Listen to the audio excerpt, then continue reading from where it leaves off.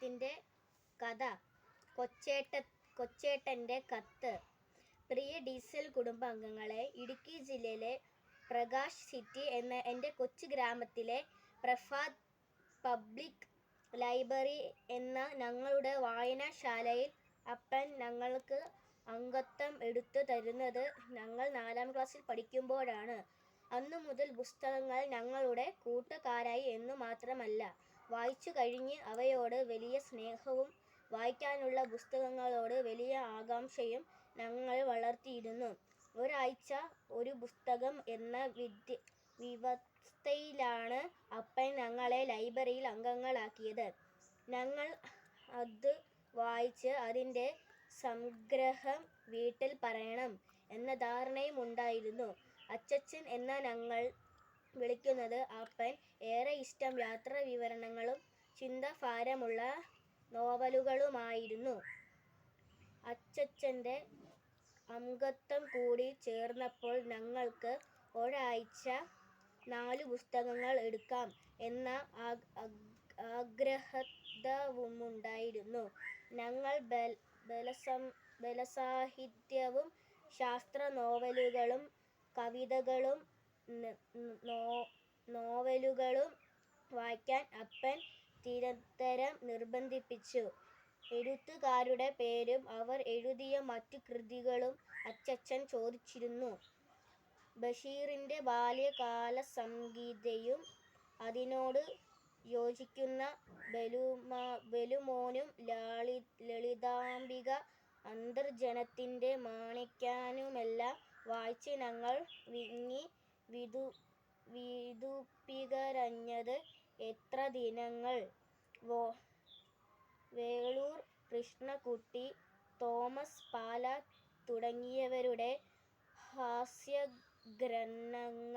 വായിച്ച് തിരിച്ചുമറിഞ്ഞ് രസിച്ചും എല്ലാം ഇന്നലത്തെ പോലെ ഓർക്കുന്നു. എന്നാൽ മുതിർന്നപ്പോൾ ഞങ്ങൾ ഒരു കാര്യം തിരിച്ചറിഞ്ഞു. ലൈബ്രറിയിൽ നിന്നും ഞങ്ങൾക്ക് കഥാപുസ്തകങ്ങൾ എടുത്തു തരുന്ന ഞങ്ങളുടെ പ്രിയപിതാവ്, ഞങ്ങളുടെ അച്ചച്ചൻ ഒരു ഒന്നാന്തരം കഥാപുസ്തകമാണ്. എന്നാൽ അപ്പൻ എടുത്തു തരുന്ന കഥാപുസ്തകം വായിച്ചതോടൊപ്പം അപ്പൻ എന്ന കഥാപുസ്തകത്തെയും ഞങ്ങൾ വായിക്കണം എന്ന ബാല്യത്തിൽ അപ്പൻ ഞങ്ങൾക്ക് ബാലസാഹിത്യമായിരുന്നു. മല്ലനും മാധവനും കുരങ്ങനും മുതലയും പോലുള്ള രസിപ്പിക്കുന്ന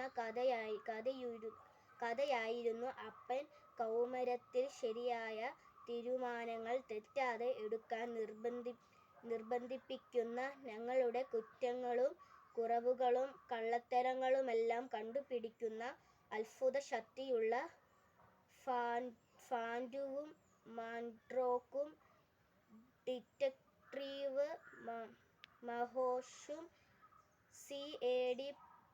പുഷ്പരാജുമൊക്കെയായിരുന്നു ഞങ്ങളുടെ അപ്പൻ.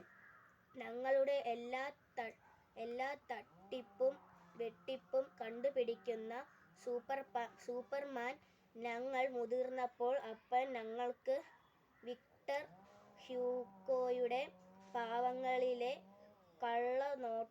കള്ളനോട്ട് ക്ഷമിക്കുന്ന ബിഷപ്പ് ആയി മാറി. പിന്നെ മക്കൾക്കു പഠിക്കാനായി സ്വന്തം അസ്ഥികൂടം മുൻകൂട്ടി വിൽക്കുന്ന ടാഗോറിൻ്റെ റിഷവലിക്കാരനായി.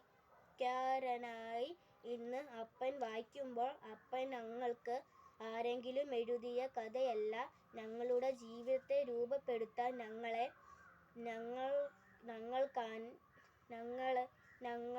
ഞങ്ങളെ രക്ഷിക്കാൻ, ഞങ്ങളോട് ക്ഷമിക്കാൻ, ഞങ്ങളെ സ്നേഹിക്കാൻ, ഞങ്ങൾക്കായി സ്വന്തം ശരീരവും രക്തവും നിങ്ങൾക്കുവേണ്ടി മാത്രം എന്നു മാത്രം പറയുന്ന ദൈവപുത്രനായ ക്രിസ്തുവായി ഞങ്ങളുടെ കുടുംബത്തിൻ്റെ